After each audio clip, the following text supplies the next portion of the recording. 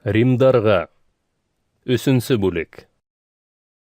Шулай итеп, яһүд булуның өстөнлеге һәм сөннәтлелектең файдаһы нимәлә һуң? Өстөнлеге бөтен яклап та зур. Аллаһ үзе иң элек уларга ышанып тапшырылган. Шулай булгас, кайһы берәүләр Аллага тогрылык хакламаган икән, ул вакытта ни булыр? Тогры түгеллектәре Алланың тогрылыгын юкка сыгарырмы? Әлбиттә юк. Һәр береһе алдаксы булһа, Алла үз һүзенә тогры.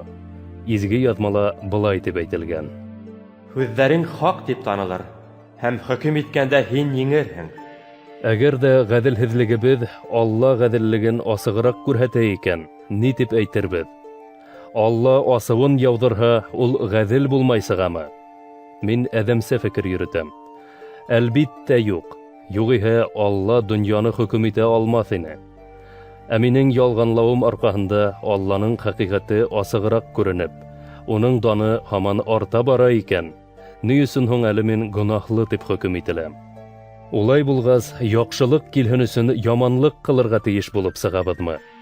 Ҡайһы бер яман һүҙле кешеләр беҙҙе нәҡ шулай әйтә тип тә һөйләй.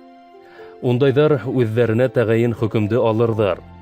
Нисек килеп сыға һуң? Беҙҙең хәлебеҙ йәһүд булмағандарҙыҡынан яҡшыраҡмы? Һис тә юҡ. Йәһүдтәрҙең дә, йәһүд булмағандарҙың да, бөтөһөнөң дә гонаһ хакимлығы аҫтында икәнлеген асыҡланыҡ бит инде. Изге яҙмала әйтелгәнсә: Хак бер кеше лә юҡ, бер генә лә. Аңлы бер кем дә юҡ, Алланы эҙләмәй бер кем дә. Бөтөнөһө лә Алланан ситләште һәм уға яраҡһыҙ булды. Яҡшылыҡ эшләүсе юҡ, бер кем дә юҡ.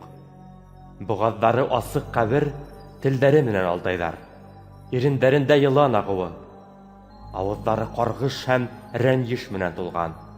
Аяҡтары ҡан ҡойошҡа йәһәттәр. Улар булып үткән ерҙә емереклек менән ҡайғы ҡала. Именлек юлын белмәйҙәр. Алланан ҡурҡыу улар өсөн ят төшөнсә. Әммә беҙ ҡанунда әйтелгәндәр уға буйһоноусылар өсөн икәнлеген беләбеҙ. Тимәк, үҙҙәрен аҡлау маҡсатында бер кем дә ауыҙын да аса алмай, һәм бөтөн донъя Алла ҡаршыһында ғәйепле булып ҡала. Ҡанун ҡушҡандарҙы үтәп кенә Алла алдында бер кем дә аҡлана алмай бит. Ҡанун гонаһтың ни икәнлеген генә аңлата. Әммә хәҙер ҡанундан тышта Алланың кешеләрҙе аҡлауы асылды. Быны ҡанун да, пәйғәмбәрҙәр ҙә раҫлай. Алланың кешеләрҙе аҡлауы Ғайса Мәсихкә ышанған һәр кемгә иман аша бирелә. Сөнки кешеләр араһында айырма юҡ.